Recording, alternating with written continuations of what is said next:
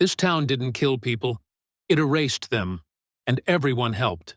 The town was quiet, in the kind of way that feels wrong from the first step you take on its dusty streets. Wooden buildings stood like witnesses, their shadows stretching across the ground like fingers trying to warn him. Boots crunching on the dirt, he walked slowly, scanning faces that looked familiar and foreign all at once. Nobody said a word, not because they were polite, but because they had learned the rules of survival here. Speak too much, and the town swallows you whole. That's when he saw her, standing near the saloon, eyes locked on him like she'd been expecting him for a lifetime. Their gaze held more weight than conversation ever could. She wasn't afraid, but cautious, calculating. The space between them crackled with tension, as if the air itself knew that trust was a luxury no one here could afford. He asked a simple question, just to break the silence, but her response was measured, careful. The town had taught her to guard every syllable. Around them, doors creaked in the wind, and windows tracked their movements silently. The very air felt alive with secrets. As they stared at each other, he realized this wasn't a town that needed to threaten anyone. It survived because everyone knew better than to challenge the unspoken rules. One misstep, one question too far, and your name would be quietly erased from memory. He felt it deep in his gut.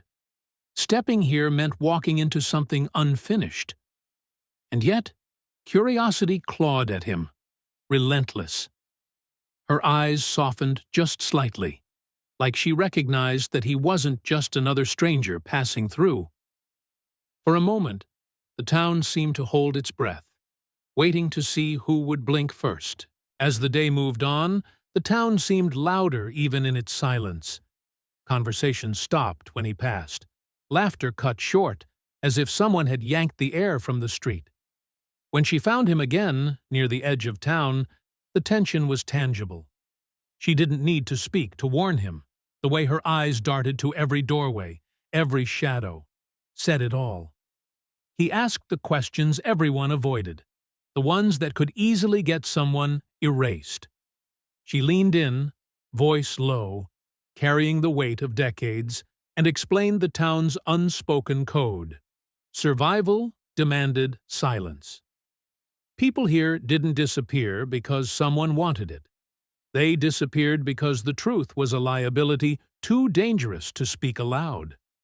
Every word she said was heavy with history, caution layered on experience. He pressed for more, wanting to know exactly what had happened, and the cracks appeared in her calm.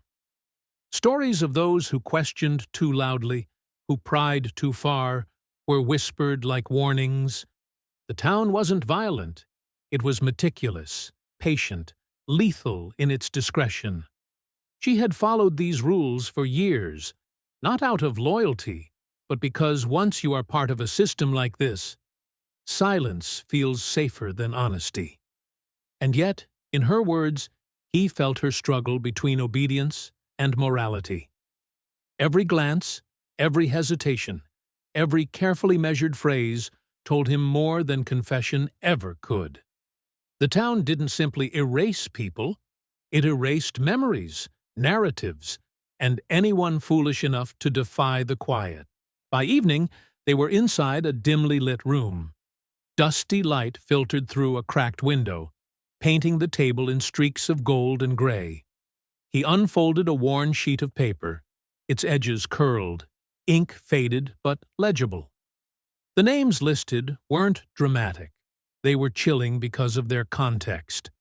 She stood silently, eyes fixed on the page, holding back stories she'd carried far too long.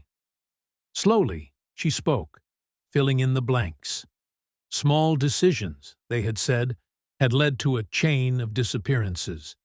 Each choice justified by survival, by fear, by habit.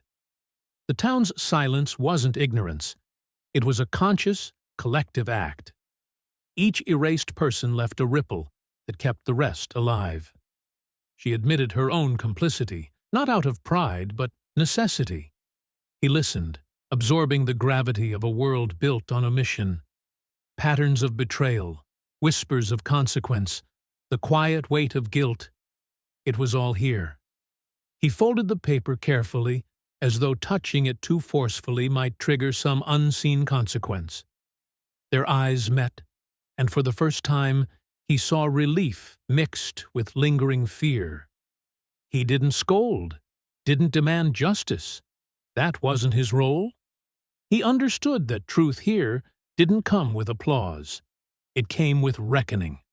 And reckoning was enough. As night settled, the town changed subtly. People moved differently, watched differently, as if the knowledge of being seen now had consequences. He walked through the streets, observing the quiet adjustments in posture, in tone, in glance. She walked beside him to the edge of town, where departure began. No apologies, no promises. Just the weight of awareness, the shared understanding of what had been and what could be. The town didn't collapse, but the air shifted. Survival had always depended on silence, but now even the walls seemed uneasy. Some residents left, others stayed, all negotiating new boundaries in the absence of fear. The truth didn't destroy the town. It stripped away the illusions, keeping it intact. And in that exposure, a strange clarity emerged. Honesty, though dangerous, was liberating. As he left, footsteps echoing across the dusty road, he realized that some secrets aren't meant to vanish. They're meant to shape the people left behind. And in this town, that meant everyone.